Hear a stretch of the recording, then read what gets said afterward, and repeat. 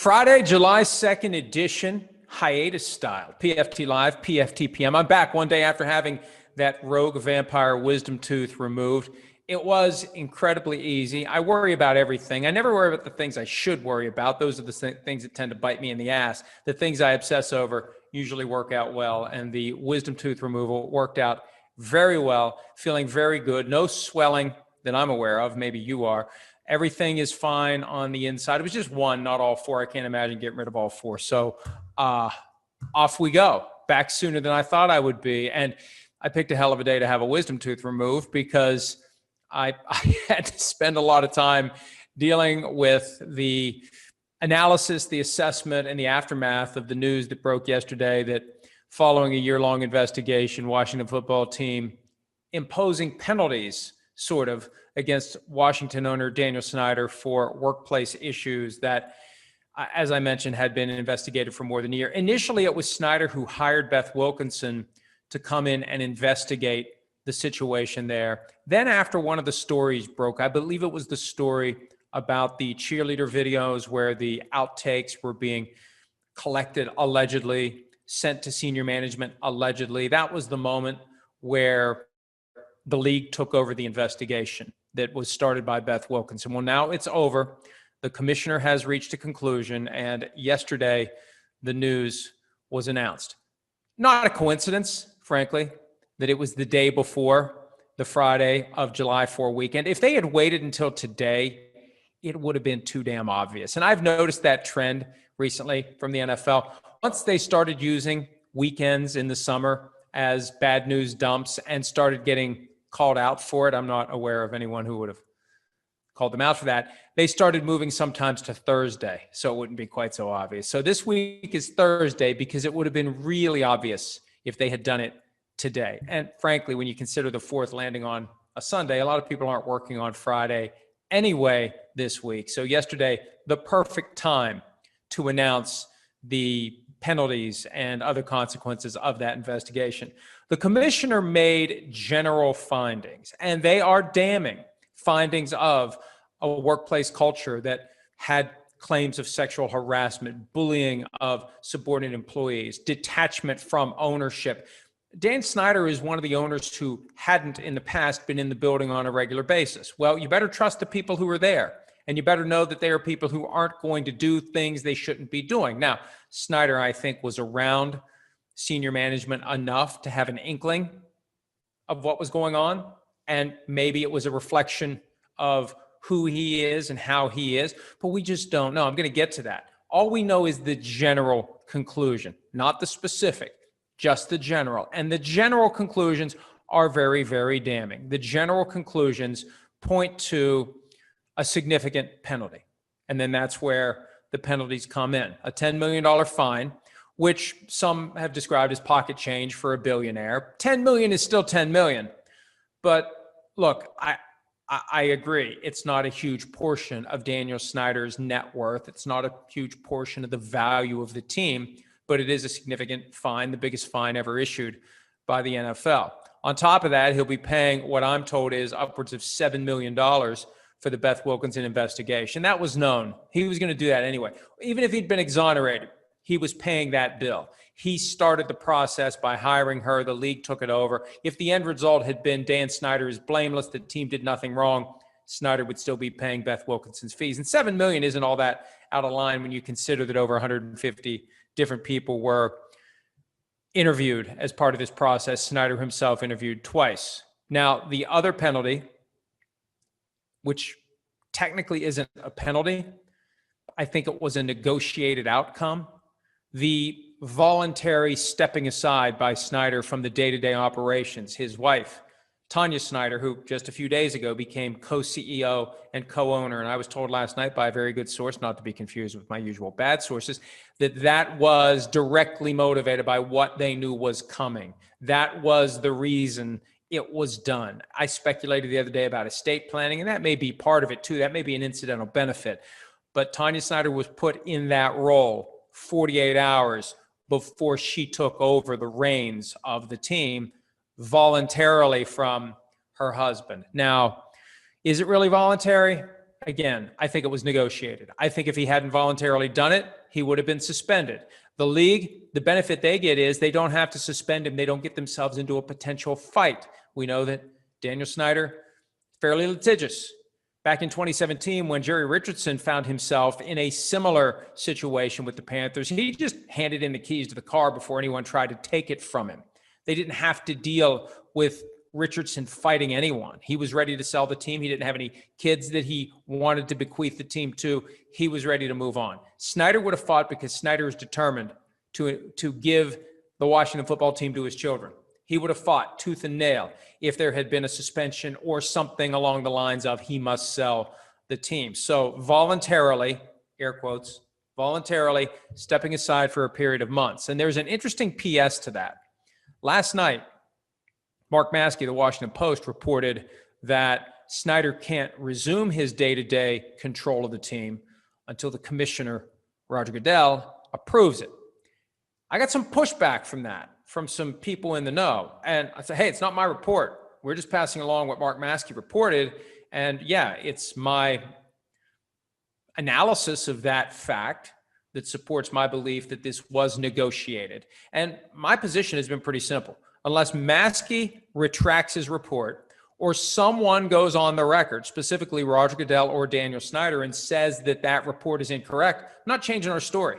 Our story is what Mark Maskey's story is until it's retracted by him or refuted, not by somebody who's trying to tell me that it's false without attaching a name to it. I want a quote from Roger Goodell. I want a quote from Daniel Snyder before I change our official story that Daniel Snyder will not resume day-to-day operations of the team, not resume representation of the team at league meetings until the commissioner allows it. At the core of all of this is the issue of transparency or lack thereof. And we kind of sensed it was moving in this direction, that at the end of the day, the report generated by Beth Wilkinson would not be made available, as all other major reports involving major NFL scandals have been made available in recent years.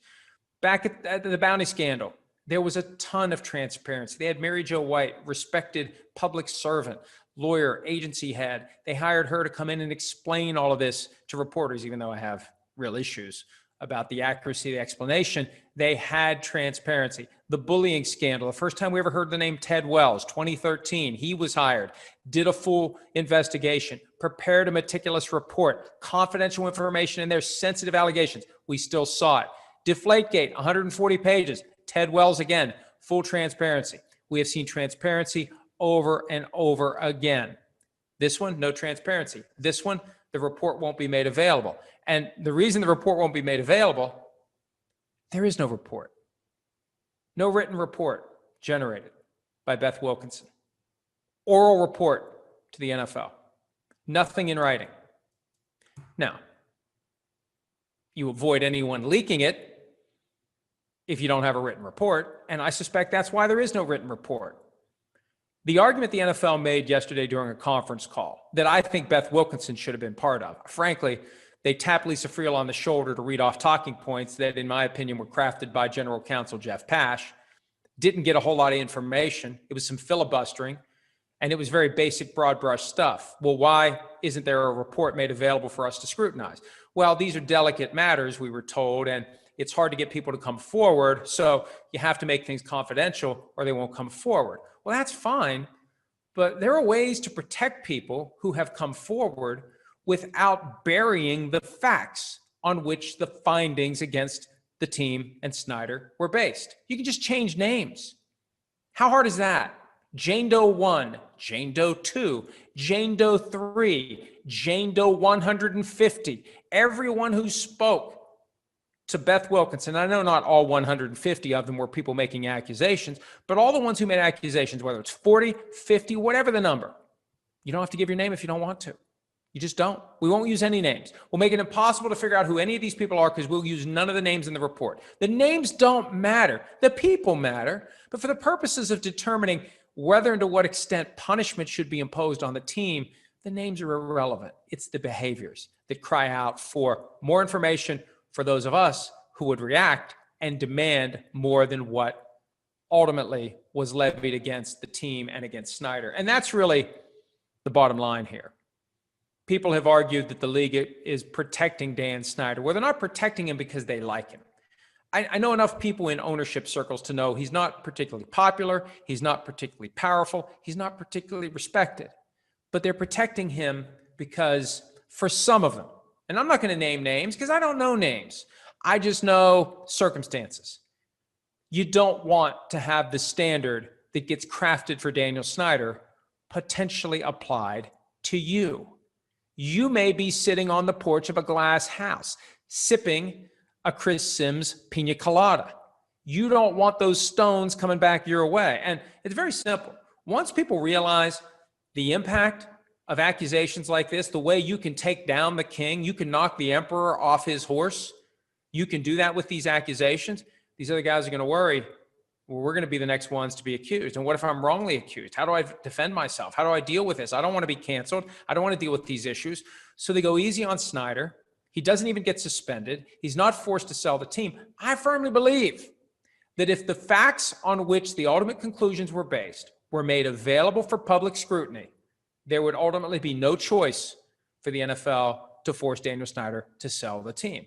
And if this goes by weeks, months, and at some point there's a document that's leaked from Beth Wilkinson's office or somewhere that has that information, you know, like that video that we saw from TMZ in September of 2014, it's going to create a major scandal for the NFL. Now, I don't know how reliable any of the information will be.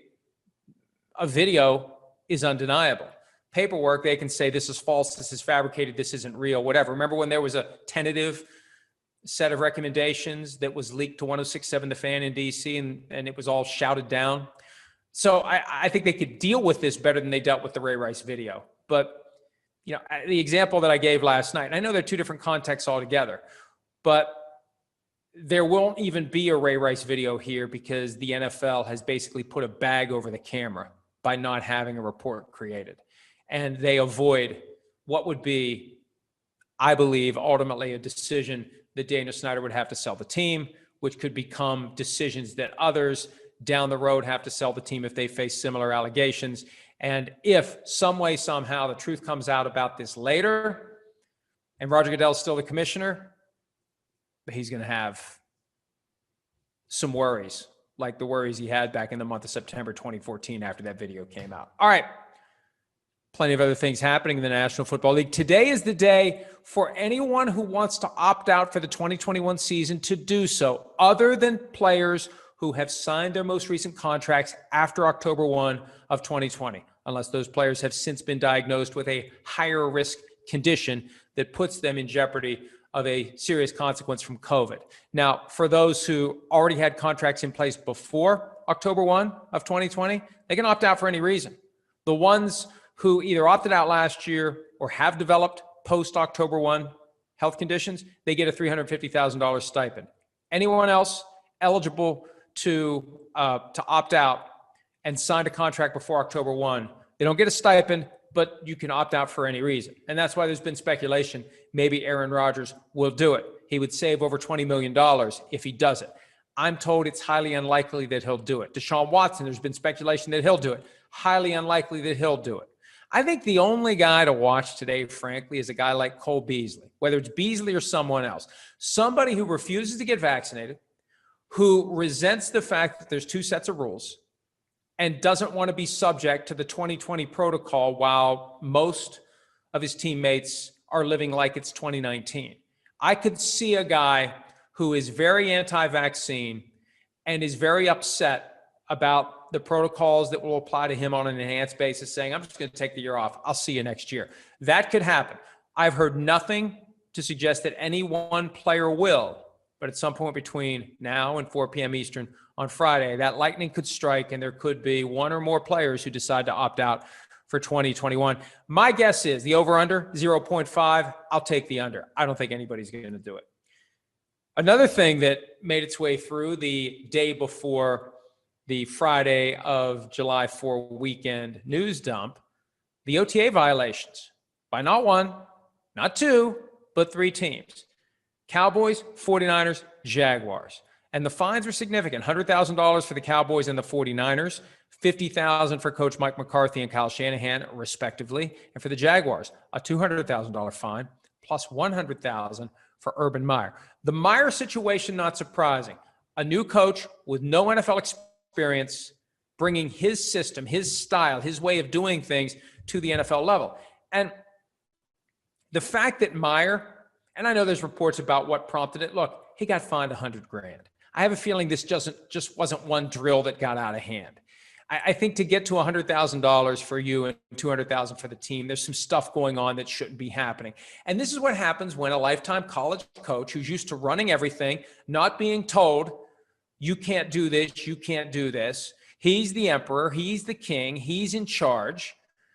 Now he finds out he's not. And he's found that out, in a few bits and pieces. The Chris Doyle situation, he found out he just can't ram through whatever he wants to do. There's going to be public pushback. Now he's finding out you can't ram through whatever offseason program you want. There's going to be pushback from the league and the union. And he's learned a very expensive lesson. And I think that we need to be paying attention to that as the season unfolds. We'll probably hear stories about extra physical practices, Meyer pushing the limit. A lot of the stuff that happens at colleges that we don't really find out about, how aggressive and intense their practices are year round, that's what Meyer's bringing to town. It just shows you spring practice must be grueling for college players. Because for Meyer, what happened, I assume, was normal. And maybe it was even a scaled down version of normal. And he still got fined $100,000 and the team $200,000. So I'm surprised more teams weren't punished this year.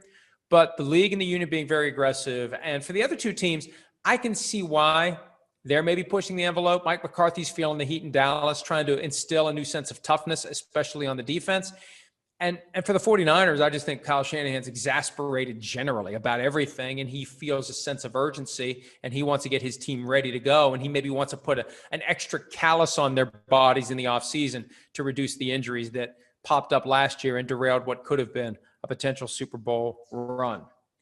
Something else I saw today that caught my eye, because I recall vividly the conversation Sims and I had on PFT Live, when Tom Brady, of all people, spoke out against players participating in voluntary offseason workouts. The same Tom Brady who last year was told by the union, don't gather your teammates and work out together until training camp opens because of the pandemic.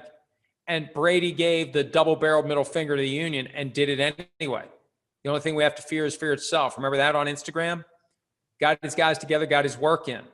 This year, he's in favor of players staying away. Troy Aikman on the Flying Coach podcast, pointing out that he thinks Brady did it. And this is something Sims and I laughed about at the time. Aikman believes Brady took that position for competitive purposes. He wants all the other teams to have their players stay away and otherwise not work out, while Brady and his guys stay away but not really away. They were working out on their own, one building over in Tampa. They got their work in. Aikman's theory is Brady wants everyone else to not get their work in because he knows he's getting his work in. Competitive advantage. And when Sims and I said it, we were kind of joking. And look, I don't know whether Aikman's going to come out and say he was joking or his words were taken out of context or whatever. It wouldn't be the first time, frankly, all due respect. But I think it's interesting. I think it's significant, and it may be dead on balls accurate, as they say in My Cousin Vinny. Can I say it on this? I guess I can. They can always bleep it if they want to. Anyway, Aikman may be right on the money about what Brady's motivation was. Last point before I take a look at whether or not there's any questions to answer today. Reggie Bush wants his Heisman back. Reggie Bush wants his NCAA records reinstated. And he's absolutely right. One thing we've learned through the last 10 years and culminating in the passage of the ability, the opening of the floodgates for players to profit from their name, their image, their likeness. Any money that anyone got from anyone other than the school shouldn't have mattered.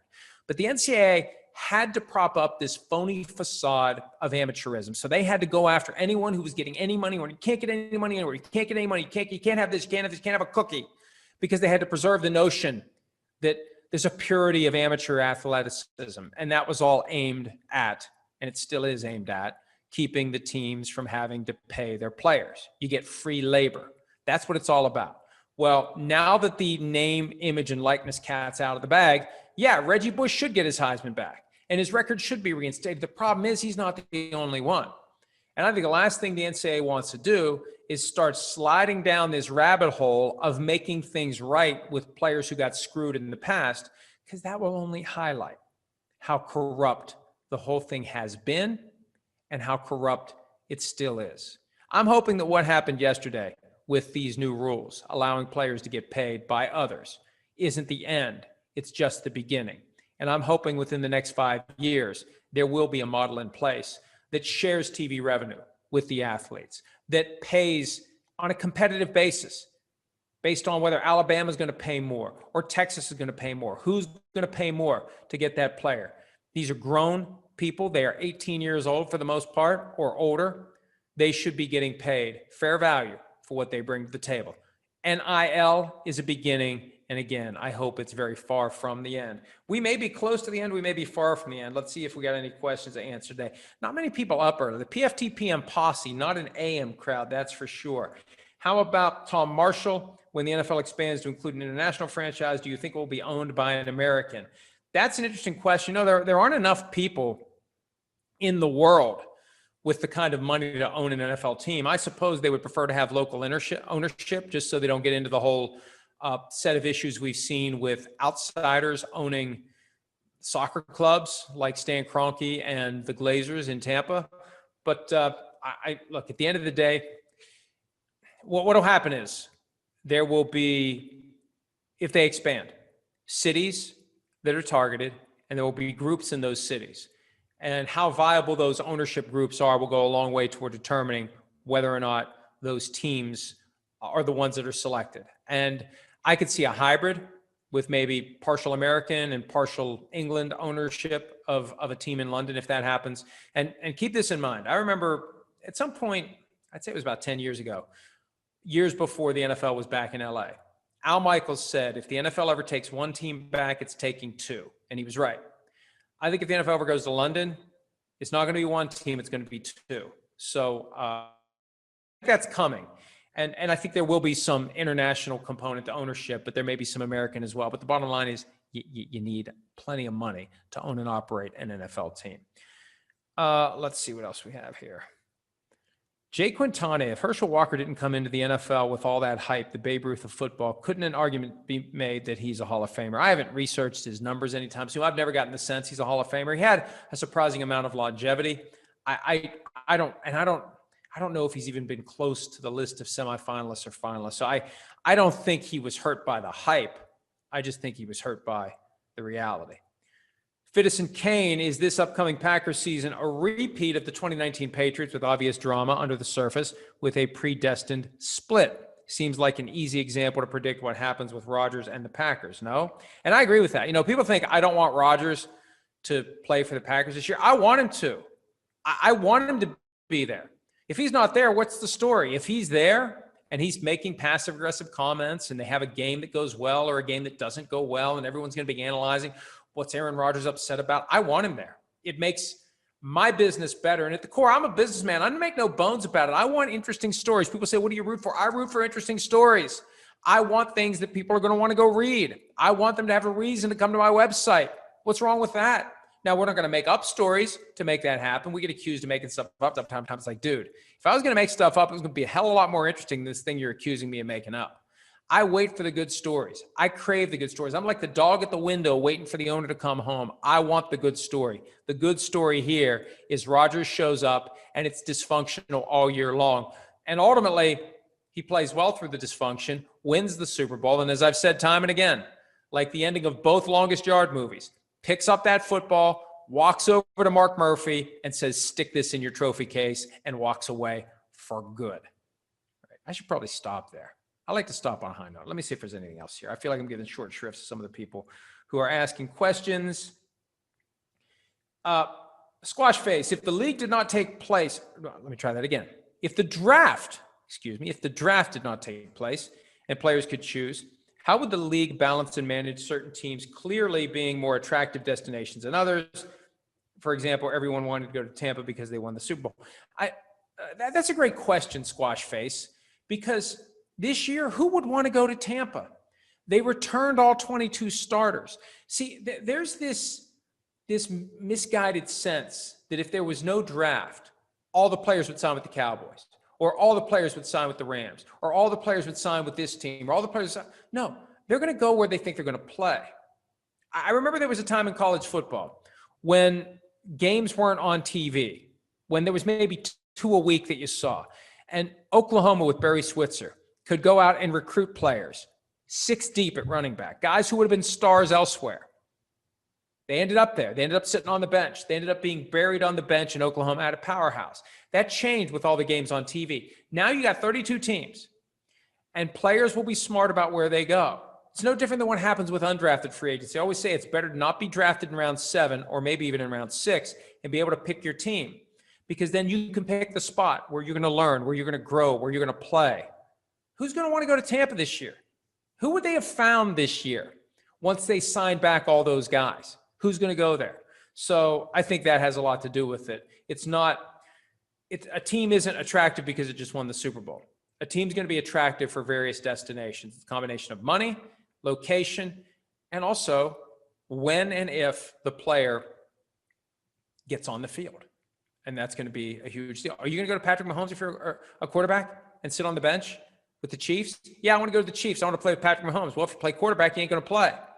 So those are all factors that would go into it. Trust me, if they got rid of the draft, and they never will, it would not nearly be the nightmare that people think it would be. That's just part of the brainwashing that's been done to make us all continue to think the draft is the end-all, be-all for the building of an NFL team. And as we've seen time and again, it's really not.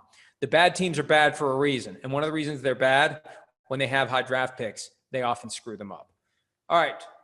Tony Taylor, important question. Can't find PFT on Sky TV. Are you guys on break? Last show I caught was last Friday. Where have you gone? Well, Tony Taylor, if you check us out on the website or on YouTube, you can get these hiatus versions of PFT Live and PFT PM. We are back August 9 after the Olympics with a new season of weekday shows on Sky Sports unless and until they pull the plug. Let's see what else we have here. Looking. Broner, what's the word on the Dante Adams extension? Nothing yet. No news yet. If I'm Devontae Adams, excuse me, I want to know who the quarterback's going to be in 2021 before I sign up. Otherwise, maybe I just hit the market next year. Last question. Let me see here. So let me just see. I got more in here than I thought we were going to get. How about this? Where is it? Dustin Lowmiller, how will college players being compensated affect the NFL? Will players stay in school longer? I wrote something about this the other day, and I absolutely think that some players will. It becomes a factor in the broader decision-making process as to whether or not you're going to stay or go. And now when you're deciding after you have your 3 years of eligibility in, one of the positive factors is I can get paid marketing dollars to stay in school. And when you think about the NFL, there really isn't a huge group of guys that are making a ton of marketing money. A lot of the guys who have shoe deals are just getting like merchandise and shoes free. They're not getting paid a ton of money. I think that for a lot of these guys, you're the big fish in the not small pond, but not NFL size pond. You may make more money that last year in college than you would make your first year in the NFL. When you consider your salary, let's say you're drafted round 5 or 6, your salary, you're not going to get any marketing dollars as a 5th or 6th round draft pick. But if you're the star player with a college town and you got one more year and the anticipation's there, it's going to be a special season, you could cash in. So I think it will make some players more likely to stay in school. It's just another factor though that needs to be included in the overall analysis. That's about a half hour or so. I think that's good enough. We'll be back Monday with more hiatus edition PFT Live, PFT PM, unless I have some sort of a complication over the weekend from my vampire rogue wisdom tooth, although I doubt that will happen. Enjoy the weekend. Stay safe. Be smart. Light fuse and get away. Please, we want everyone out there to emerge from the weekend with all fingers, toes, and any other vital appendages. Enjoy the weekend, and we'll see you on Monday. Hi, I'm Mike Tirico, and thanks for watching. Make sure to hit subscribe for the latest news and highlights from NBC Sports.